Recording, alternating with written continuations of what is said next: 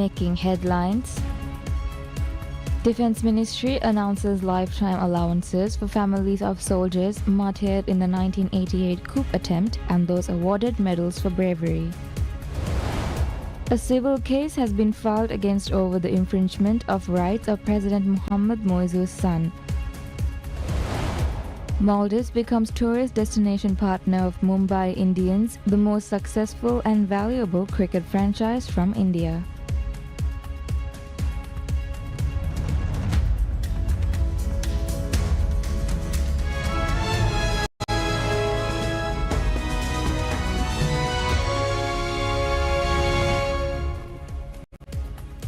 Bismillahirrahmanirrahim. Hello and welcome to PSF News in English. I'm your host Ahmad Imad and I'll be continuing with the details for the latest stories. The Ministry of Defense introduces a policy to provide lifetime allowances to the families of soldiers martyred during the 3 November 1988 coup attempt and those who have been awarded medals for bravery and excellence shown during the attack. It is a presidential pledge of President Dr. Mohammad Moizu to honor 3rd November heroes by providing financial support for the martyrs' family and medal recipients. In line with this pledge, the President has decided to provide a special allowance in a sustainable manner to the families of the soldiers martyred on 3rd November attack and to those who have been awarded the Medal for Exceptional Bravery and Medal for Bravery for their extraordinary courage shown in the battle. According to the policy issued by the Ministry of Defense, the families of the soldiers who were killed in the November 3rd war will be given lifetime allowances. It identified eligible family members as the parents, children, and widow of deceased soldier. The policy states that each surviving family member of a soldier who was martyred in the November 3rd, 1988 war will be paid $584 per month for the rest of their lives. The rule also details the allowances to be paid to those who have been awarded medals for their extraordinary courage on November 3, 1988. The recipients of the Huravi Gold Medal or the Medal for Exceptional Bravery will be paid a monthly allowance of $584 for life, while those who have been awarded the Huravi Silver Medal or the Medal for Bravery will be paid a monthly allowance of $519 for the rest of their lives. Those who have been awarded the Ribbon of Bravery for the courage shown in the November 3, 1988 war will also be given a monthly allowance of $389 for the rest of their lives. The policy states that the allowance for those awarded medals for their bravery in the war of 3 November 1988 will be paid for lifetime of the recipient. If a beneficiary passes away, the family must notify the Ministry of Defense within 1 month. The President reflects the President's commitment to recognizing the extraordinary bravery and sacrifice shown by the heroes of the 3rd November War, while defending the independence and sovereignty of the country and the importance he attaches to promoting patriotism. President Dr. Mohammad Moiz conveys greetings and good wishes of the government and the people of the Maldives on the occasion of the Independence Day of Tunisia. In separate messages to President Kais Saied and Prime Minister Kamil Maduri, President Dr. Moiz extended his personal best wishes for their good health and happiness and for the continued peace, progress and prosperity of the people of Tunisia. This day marks Tunisia gaining independence in 1956. A civil case has been filed over the infringement of rights of President Dr. Mohammad Moizu's son. The incident in question occurred on 12 March when a member of the main opposition, Maldivian Democratic Party MDP, employed harmful and abusive language towards the president's son while speaking during a demonstration. During the rally, Mariam Zubair, who is also the mother of Galol South parliamentarian Mikhail Ahmad Nasim, accused the president of banning vape products in the Maldives because his son was allegedly caught vaping. The president's son has since faced a barrage of abuse and threats on social media. The case was filed against Mariam Zubair at the civil court by the president's spouse and mother of his children, First Lady Sajda Mohammed. In a statement, the lawyer representing the president's family stated that MDP activist Mariam Zubair's remarks regarding the president's son during the serial rallies held by the party have created a situation that endangers his life and can cause harm to his education and future. Her allegations regarding the president's son have violated the rights guaranteed to him by the Maldivian Constitution, Child Rights Protection Act, and the Convention on the Rights of the Child. Therefore, his mother, First Lady of the Maldives, is pursuing legal action against Mariam Zubair. Meanwhile, MDP has been defending Mariam Zubair's actions. Former President Ibrahim Mohamed Solih and former Minister of Foreign Affairs and former President of the United Nations General Assembly Abdullah Shahid have spoken in Mariam Zubair's defense. Former President Solih and former Minister Shahid said MDP's actions are in defense of democracy. Despite this, other political parties and leaders have been condemning Mariam Zubair's actions. Some have argued that MDP's actions are creating a dangerous environment for children in the Maldives and have called for strict action against those responsible. The Ministry of Foreign Affairs, in collaboration with the resident High Commissions, hosts an iftar to commemorate the Commonwealth Day. The ministry said that the event reaffirmed the shared values and the shared commitment to thrive together. The Minister of Foreign Affairs, Dr. Abdullah Khalil, described the Commonwealth as a beacon of hope, demonstrating that unity is its greatest strength, adding that Maldives is proud to be part of the Commonwealth family. He reiterated commitment to strengthening the friendships built, the partnerships nurtured over the years, and the future that is shaping together now. The Commonwealth of Nations, often referred to simply as the Commonwealth, is a voluntary association of 56 independent and sovereign states, most of which were formerly territories of the British Empire. Commonwealth Day, observed on the second Monday in March each year, provides an opportunity to celebrate the shared values and principles of the Commonwealth, such as peace, justice, and sustainable development. It also serves as a reminder of the historical and cultural ties that bind the member countries together.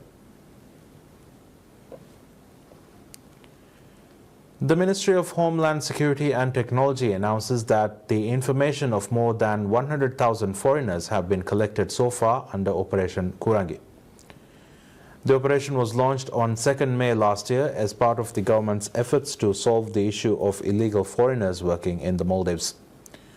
The operation is conducted by the Ministry of Homeland Security and Technology in collaboration with Maldives Police Service and Maldives Immigration. According to the ministry, they are collecting biometrics, including fingerprints and facial recognition data, while ensuring the workers have legal documentations. The ministry reported that data of 109,722 foreigners have been collected to date, with 67,214 collected from Malé City. The Minister of Homeland Security and Technology, Ali Hussain, said foreigners whose biometric data have not been collected by April will be deported. The ministry said the information needed for the operation is being collected by setting up biometrics collection systems in local councils. The system has been installed in 186 councils, and so far 80 islands have completed the collection of foreigners' data. Furthermore, information on foreigners are being collected in resorts in addition to inhabited islands. Under this operation, data collection has been completed in 58 resorts, with efforts ongoing in 112 resorts.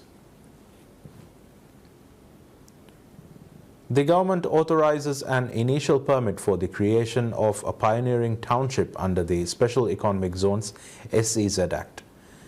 Known as Project Ayla, the initiative seeks to transform the northern atoll of Noon into a model of innovative, sustainable development. The Board of Investment for Special Economic Zones, operating under the Ministry of Economic Development and Trade, approved the permit during its 6th session of 2025. The decision came after a detailed review of an application submitted by Crystal Holdings Private Limited, the company spearheading the project.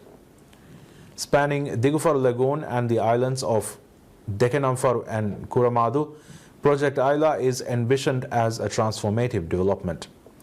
According to a statement issued by the Economic Development Ministry, the plans include luxury residences, cutting-edge healthcare facilities, and advanced infrastructure with renewable energy powering at least 60% of the township's operations.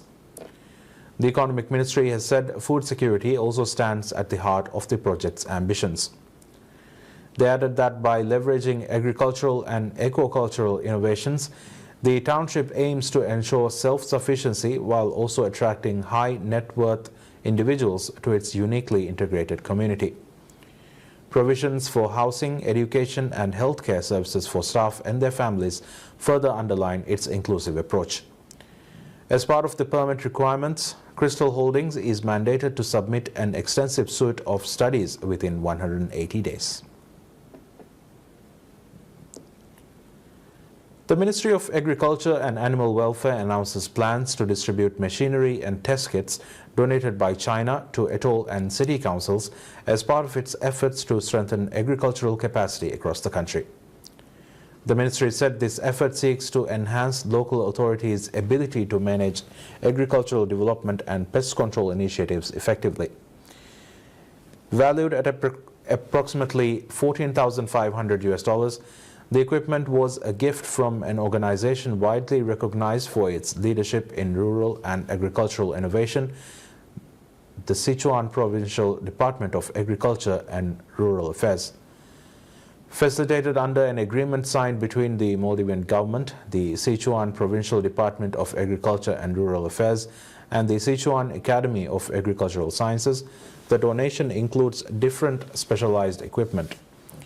Among the items provided are 25 sprayers for large trees, 100 test kits for analyzing soil nutrients, 35 controllers for automated irrigation systems, and 340 kits designed to detect avian influenza. The ministry underscored the critical importance of ensuring these resources are readily accessible to councils across the nation, noting that their availability would enable swift and effective pest control operations whenever the need. The initiative is part of a broader collaboration between the two nations, reflecting China's continued support for Maldivian agricultural development.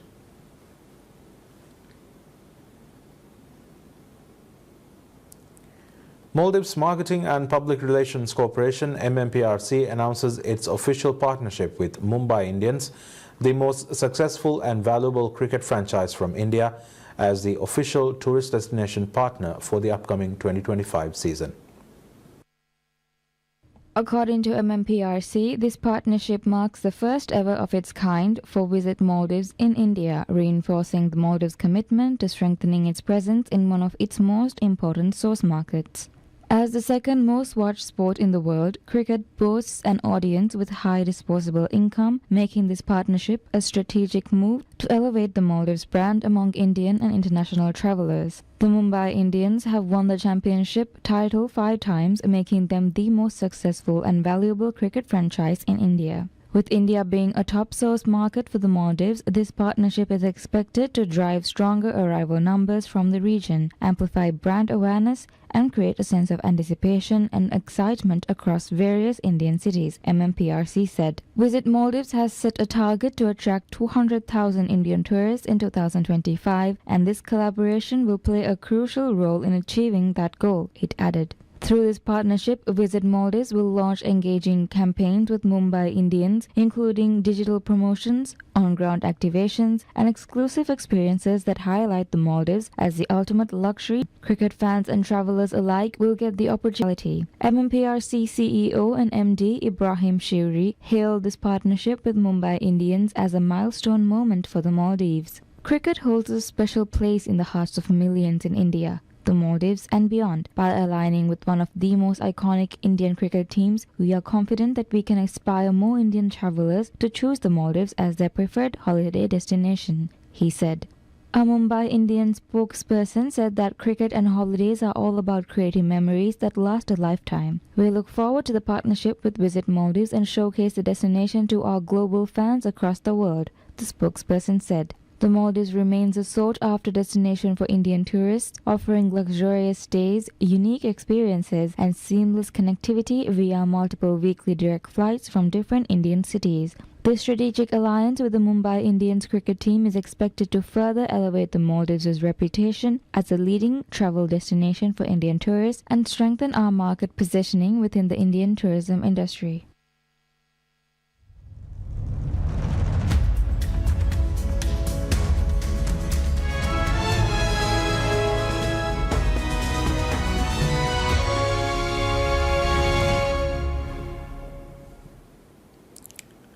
Asia shares hobbled by weakness in Chinese markets and struggled to build on Wall Street's rally, even as investor sentiment was lifted by the prospect that the Federal Reserve could still deliver 2 rate cuts this year.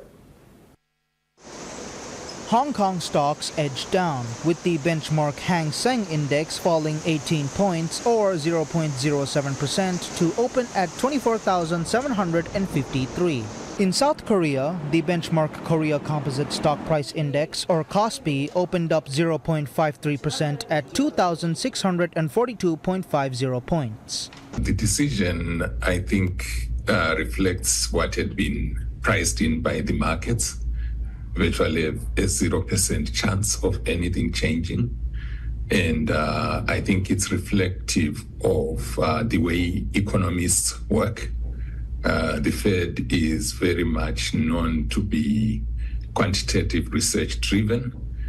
And what economists do to form consensus on fundamentals is they rely on signals that come from policy directions. And in this particular instance, they are waiting for the US government policy settings to settle down and then give direction. And that will determine what happens next. China's Shanghai Stock Exchange Composite, or SSE Index, opened down 1.21 points or 0.4% at 3,425.22. 3 winters from now, the snowy Miyoko Highlands in Japan's north will be home to a $1.4 billion mega resort built by a Singaporean fund, with hotels charging $1,350 a night and creating 1,000 jobs. It promises big money for the region, but locals are in 2 minds about it. Akakura is fine the way it is, said 43-year-old Koji Miyashita, who runs a shop selling traditional steamed buns in the heart of Miyoko's Akakura Onsen Resort. News of Singaporean investor Patience Capital Group's $1.4 billion development project has prompted a fresh wave of foreign interest in the region's property, pushing up land prices as well as the cost of living. One local township saw land prices jump as much as 9% last year. Nozomi Langtree started Miyoko Snow Sports, an equipment rental and ski school business, with her Australian husband Tom in 2009. She said PCG's plan would be a net positive for the area if done right. Of course, resort development is great, but also I kind of want to have some situation like a resort and the community is separated. I don't want to see that. So I hope the resort is including the communities, and we can make a little bit bigger picture as an overall in the town, rather than just the tourism and the residency. Yeah. So this is kind of why we'd like to have a little bit more harmony in the region. PCG's Tokyo-born founder, Ken Chan, said he was mindful of local trepidation over his 350-hectare development, which includes 2 existing ski resorts. The communities will always have their concern, right? But it is important for us to listen and to communicate with them and come to an agreeable term that they will also know that, without these kind of investment, they will also see some, population decline and economic so-called slowdown. So it's ultimately a win-win situation for both the local as well as ourselves too.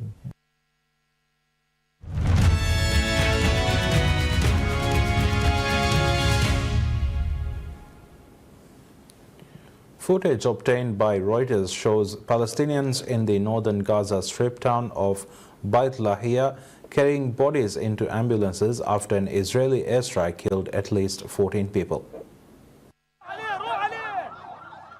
The casualties and victims had gathered at the home of a family who were mourning the recent loss of their loved ones when the strike occurred. According to the Palestinian news agency, they were then transferred to the Indonesian hospital. The location was confirmed by the building's facades, windows, and the Indonesian hospital architectural style, which matched file and satellite imagery of the place. The date was confirmed by corroborating reports on an airstrike that killed 24 people at a mourning tent in Beit Lahia, according to Minix. The Israeli military said on March 19 that its forces have resumed ground operations in the central and southern Gaza Strip, as a second day of airstrikes killed at least 38 Palestinians, according to local health workers. The renewed ground operations come a day after more than 400 Palestinians were killed in airstrikes in one of the deadliest episodes since the beginning of the conflict in October 2023, shattering a ceasefire that has largely held since January. The Israeli military said its operations have extended Israel's control over the Netzarim corridor, which bisects Gaza, and were a focused maneuver aimed at creating a partial buffer zone between the north and the south of the enclave. Palestinian militant group Hamas said the ground operation and the incursion into the Netzarim corridor were a new and dangerous violation of the 2-month-old ceasefire agreement. In a statement, the group reaffirmed its commitment to the deal, calling on mediators to assume their responsibilities. The United States struck targets in the Yemeni capital of Sana'a, the latest in a wave of strikes carried out in retaliation for attacks by the rebel group on shipping in the Red Sea. 3 residents told Reuters that the strikes had hit the Al Jaraf district of Sana'a, close to the city's airport. In a video released by the U.S. Central Command on Wednesday, fighter jets were seen taking off from an aircraft carrier from an unidentified location as the U.S. said it is continuing its operations against the Houthis. Reuters was not able to independently verify the location or the date when the video was filmed.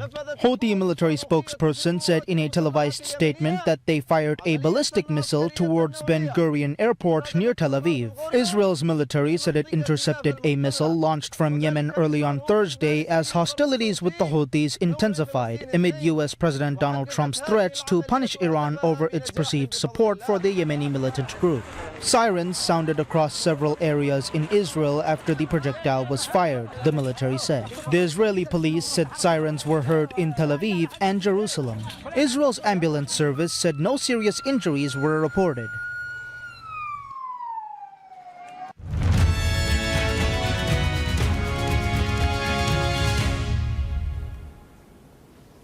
The overall leaders in both the men's and women's categories retained their advantage following Stage 3 of the Cape Epic, which played out in sweltering conditions.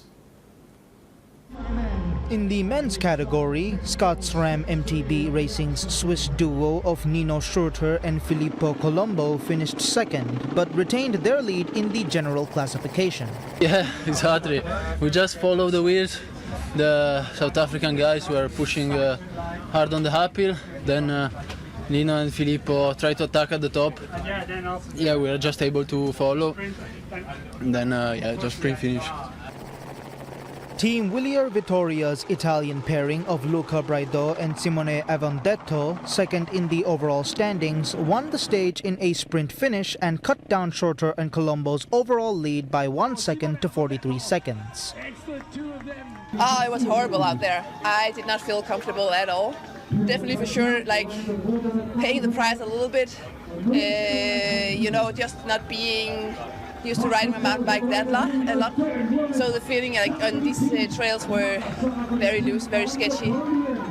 Also visibility was like, it caught you by surprise going down that first one. It was like going into the pitch black, dark night. It was just a crazy, crazy day out there.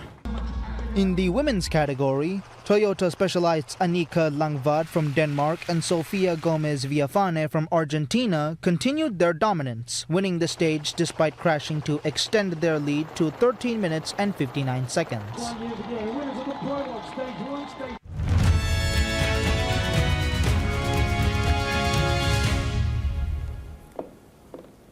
Whether it's humanoid robots vacuuming or robotic arms sorting items, the AI-powered tools are now performing, and it's more than just for show. The new possibilities are evident on the conference's showroom floor, where robotics industry is on full display.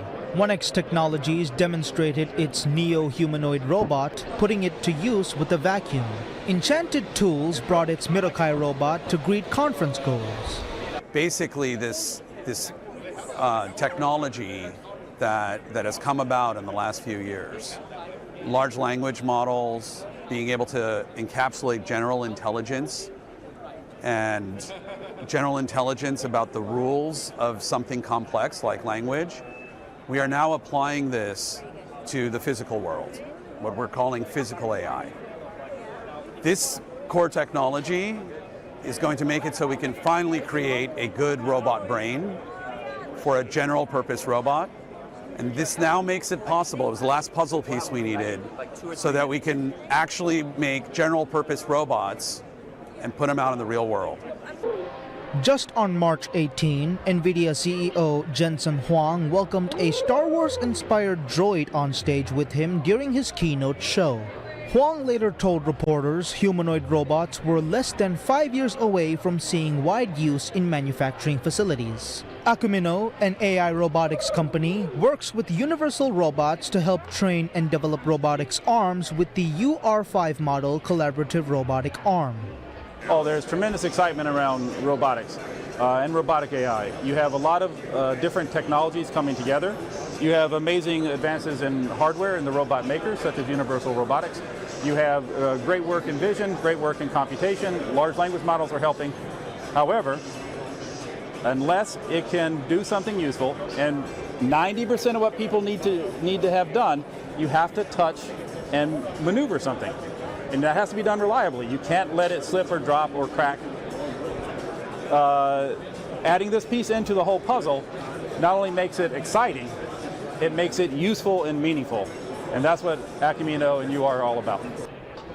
TCS is also developing robotic arms for warehouse uses. Their robotic arm is made for sorting items on assembly lines. They train their robots to correctly identify and confirm which items belong to where. Anupam Singhal, president of Manufacturing Business, said the technology can help companies save time and produce more. And that's all we have for you right now. Thank you for tuning into PSN News. Wish you a pleasant day ahead.